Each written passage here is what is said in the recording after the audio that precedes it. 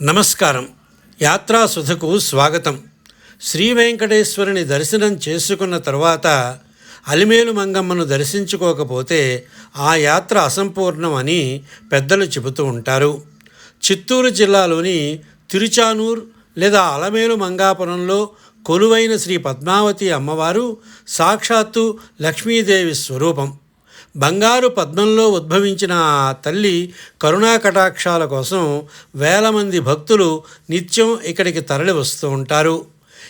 4 నిమిషాల ఈ ప్రత్యేక కథనంలో పద్మావతి అమ్మవారి జన్మ వృత్తాంతం, ఆలయ విశిష్టత మరియు పద్మసరోవరం యొక్క ప్రాముఖ్యతను తెలుసుకుందాం.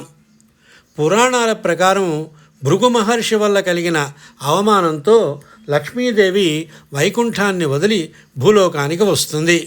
అప్పుడు ఆమెను వెతుక్కుంటూ శ్రీనివాసుడు కూడా భూమికి వచ్చి తిరుమల కొండపై వెలుస్తాడు. లక్ష్మీదేవి తపస్సు ఫలితంగా సుఖమహర్షి నేతృత్వంలో ఆకాశరాజు పుత్రికగా పద్మావతి పేరుతో అవతరిస్తుంది. ఒకనాడు ఆకాశరాజు యజ్ఞం కోసం భూమిని దున్నుతూ ఉండగా ఒక బంగారు పద్మంలో ఈ చిన్నారి కనిపిస్తుంది. అందుకే ఈమెకు పద్మావతి అని పేరు వచ్చింది. ఆ తరువాత శ్రీనివాసుడు పద్మావతిని వివాహం చేసుకున్న ఘట్టం మనందరికీ తెలిసిందే.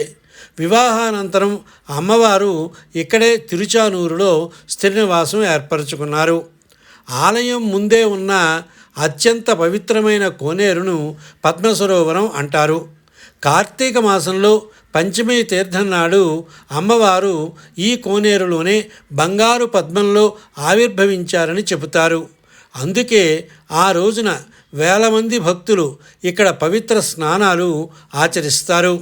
ఈ కోనేటిలో స్నానం చేస్తే సకల పాపాలు తొలగి ఐశ్వర్యం సిద్ధిస్తుందని భక్తుల ప్రగాఢ విశ్వాసం.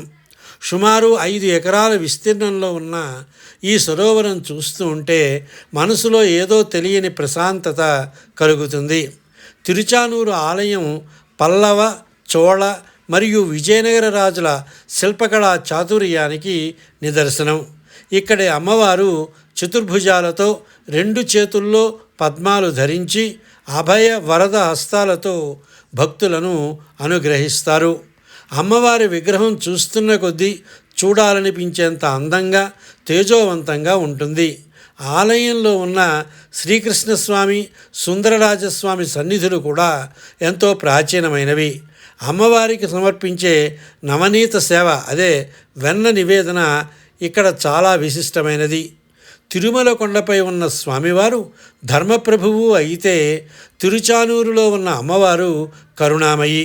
భక్తుల కష్టాలను ఆలకించి స్వామివారికి విన్నవించి వారికి మేలు చేకూర్చే తల్లి అలమేలు మంగమ్మ. మీరు కూడా తిరుమల వెళ్ళినప్పుడు తప్పకుండా తిరుచానూరు అమ్మవారిని దర్శించుకోండి. ఆమె దర్శనం మీ జీవితంలో సుఖశాంతులను నింపుతుంది. ఈ వీడియో మీకు నచ్చినట్లయితే లైక్ చేయండి. ఆధ్యాత్మిక విషయాలను మీ మిత్రులతో పంచుకోండి. మరిన్ని దివ్య క్షేత్రాల దర్శనం కోసం మన యాత్రాసుధ ఛానల్ని సబ్స్క్రైబ్ చేసుకోండి. శ్రీమాత్రే నమః. స్వస్తి.